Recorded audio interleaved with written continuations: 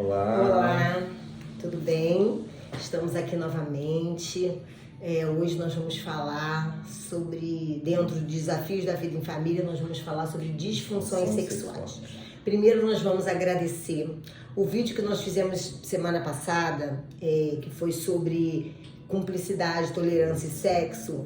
Ele atingiu, ainda está crescendo e ele está já 2.350 visualizações. Então nós ficamos muito felizes, agradecemos muito e devido a essa procura, a gente vendo que tem essa necessidade do tema, né, dentro da esfera sexual, a gente viu que a procura está sendo muito grande, nós resolvemos dar uma continuidade e por isso nós vamos falar hoje sobre disfunções sexuais. E vamos continuar pedindo que as pessoas dêem um like, que se inscrevam no canal.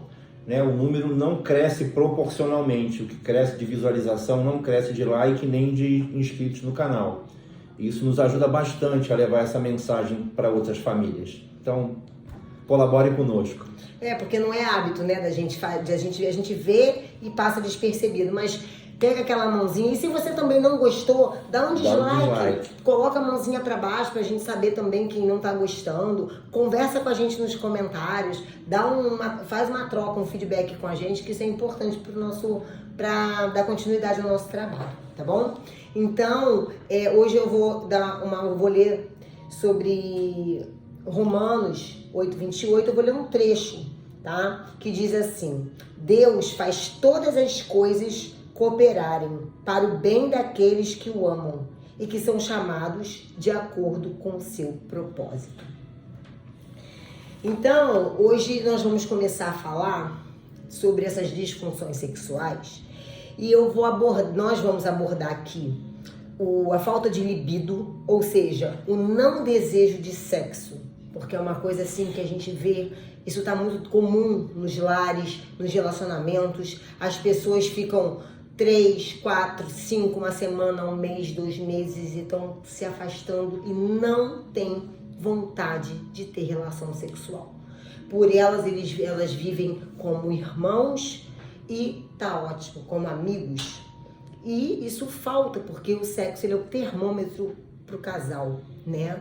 E a ejaculação precoce também é uma coisa muito comum de acontecer. Impotência, ou seja, dificuldade de manter a ereção. E às vezes o homem fala, ai meu Deus, eu tô com problema hormonal, aí procura um médico e não dá nada.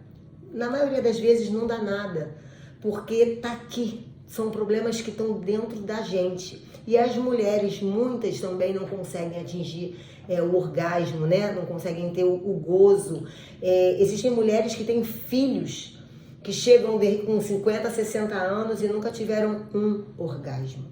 São aquelas que só conhecem um parceiro e tiveram a vida toda com a mesma pessoa, não conhece o próprio corpo, porque foi criada com aquela coisa mais rígida de que determinadas coisas eram feitas por mulheres da vida e falar do sexo era uma coisa feia e ela foi guardando, ela simplesmente tinha relação com o marido para procriar, teve os filhos e não quis mais e depois viveu sem sexo, criou os filhos e nunca teve um orgasmo.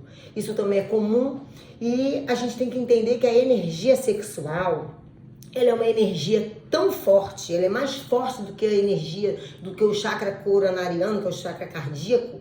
A energia sexual, ela é capaz de conceber uma vida. Então, tanto o esperma quanto o óvulo, eles concebem uma vida. Então, essa ejaculação, esse gozo, principalmente o que vem do homem, que é o ejaculado, que é visto como feio, como vulgar, isso aí é algo divino. É uma energia tão grande, tão iluminada, que fortalece tanto o ser humano, que Deus deu desse sêmen, dessa ejaculação, a capacidade do macho com a fêmea juntar e fazer o quê? Conceber uma vida.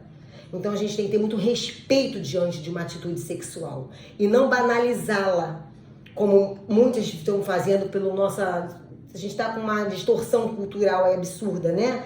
Mas a gente tem que ter um respeito diante do sexo e uma alegria, porque é uma luz que está emanando naquele momento em que os dois corpos estão se unindo. Então é uma energia muito forte, tem que ser respeitada. Ali você tem que ter amor e respeito, e não vergonha e culpa. Então nós vamos falar, diante de tudo isso que eu falei, se você se identificou com algum desses sintomas, nós vamos falar agora de traumas, porque a gente tem que ver que a gente tem algum bloqueio, tá? Muito pouco, assim, de 100%, 99% está dentro de problemas orgânicos, tá? A maioria está dentro mais de bloqueios emocionais, dentro da nossa emoção.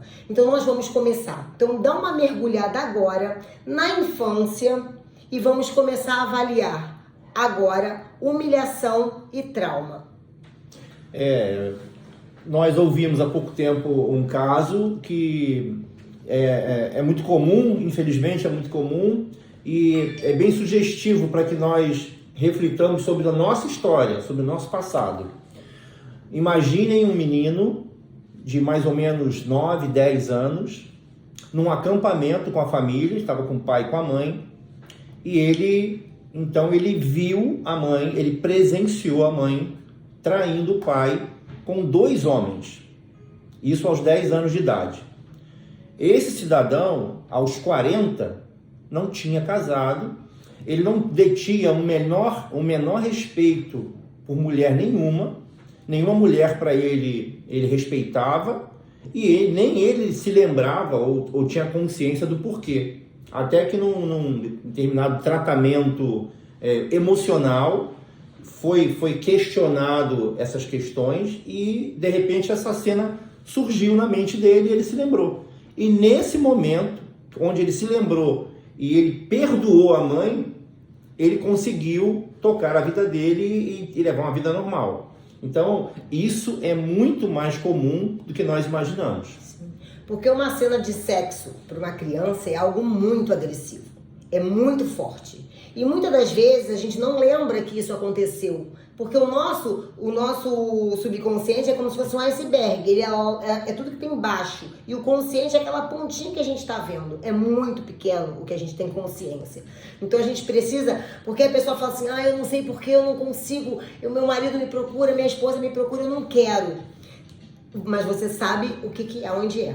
Dá um mergulho dentro de você. Você sabe aonde está. Você pode não estar querendo mergulhar e mexer, mas você sabe que está ali o ponto. Então a gente precisa trazer esse inconsciente para o consciente. A gente precisa dar luz para o problema.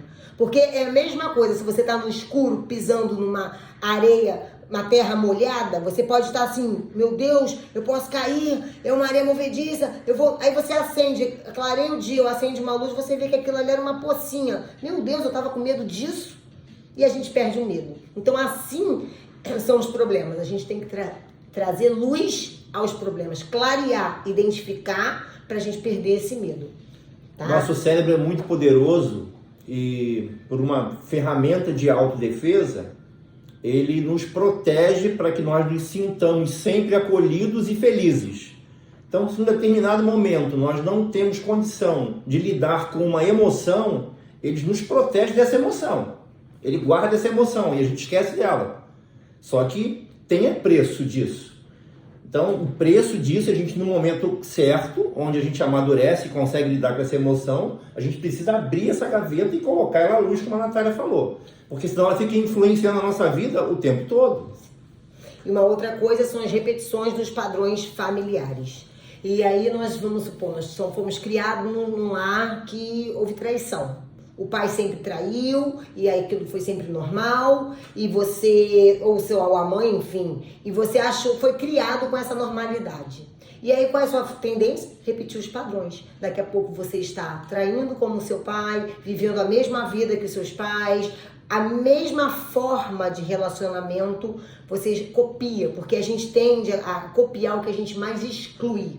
Tudo aquilo que você viveu na infância e falou, isso eu não quero pra mim, quando você se depara, você olha, você está fazendo exatamente com você, com o seu parceiro e com os seus filhos. Então a gente tem que parar e ver, porque tudo que a gente exclui ganha força.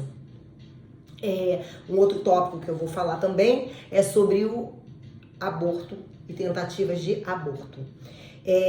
Uma coisa que é muito comum, As mulheres velam isso, elas guardam. Muitas foram obrigadas pelo parceiro, ou elas foram obrigadas pelo pai, enfim, a abortar.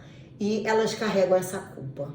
E como isso está dentro da esfera sexual, isso também afeta a mulher, afeta a libido, afeta o merecimento de ser feliz, porque ela não acha que é mais capaz, porque ela se culpa, ela se sente derrotada, que fez algo errado. Então a gente precisa se perdoar. Porque como o Fábio falou, a gente, para ressignificar, para você perdoar alguém, não adianta você falar, eu perdoo. Perdoa o quê? Você não sabe o que é. Então tem que trazer à luz, olhar o problema e ver que a única pessoa hoje capaz de resolver é você. E se você chegou onde você chegou, foi por mérito e foi também por misericórdia de Deus, que Ele deixou você estar como está hoje e deu todas as oportunidades para você ressignificar, refazer tudo que você fez de uma outra forma, onde você agora merece ser feliz, merece ser amado, merece receber tudo de bom que Ele fez pra gente, porque Ele criou esse mundo pra gente. Então nós precisamos ter o quê? Nós precisamos prosperar, nós precisamos vivenciar tudo que Ele deixou pra gente. E aí, para isso, a gente tem que trabalhar essa culpa e se perdoar. Então, diante desses tópicos, nós vamos falar um pouquinho do que pode ser feito para a gente conseguir amenizar e fazer com que o casal volte a ter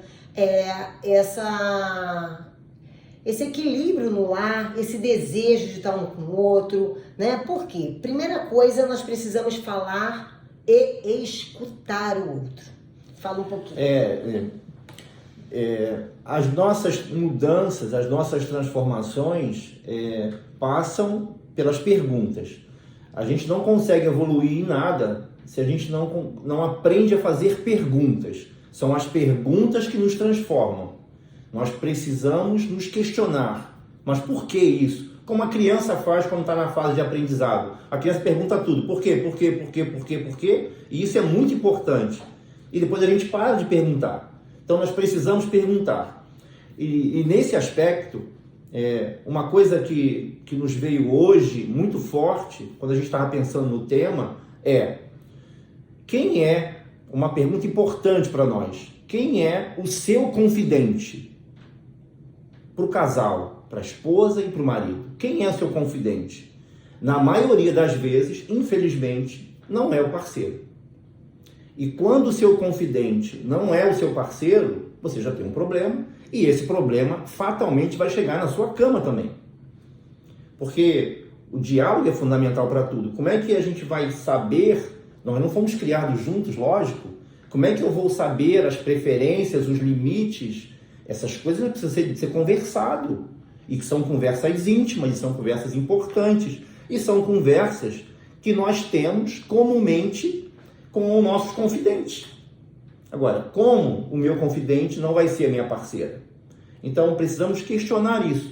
Se não for, por que não é? Por que essa distância? Por que eu falo alguma coisa com alguém e não falo com a minha parceira? Por que ela não pode saber disso? Por que eu não posso dividir essas dúvidas, esses sentimentos com ela?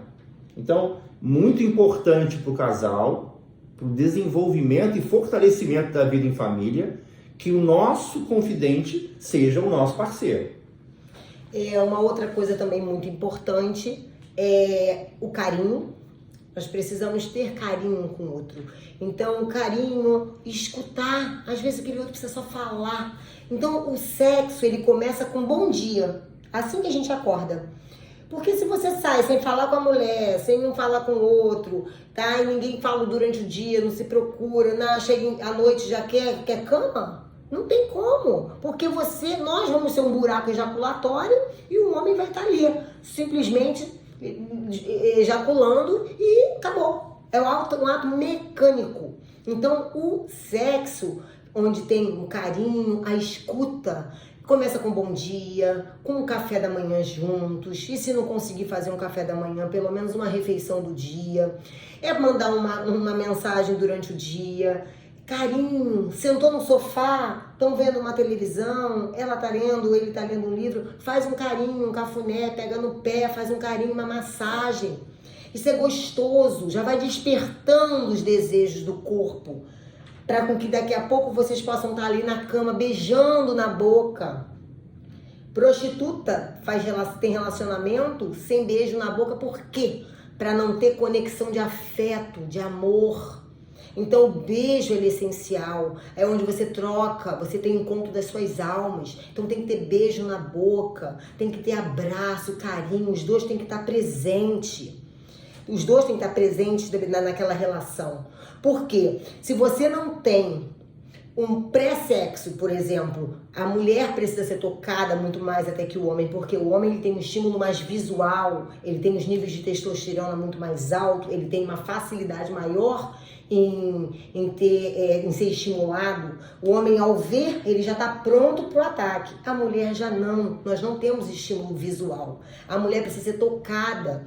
Então o parceiro tem que conhecer e ela falar as áreas que ela gosta, beijos no pescoço, entre as coxas, enfim, vai dizendo. E aí depois tem o sexo oral, que é uma coisa que é um tabu, que não pode ser dito, porque nós aprendemos com as nossas avós que isso era coisa de mulher da vida, que não podia fazer, que era feio.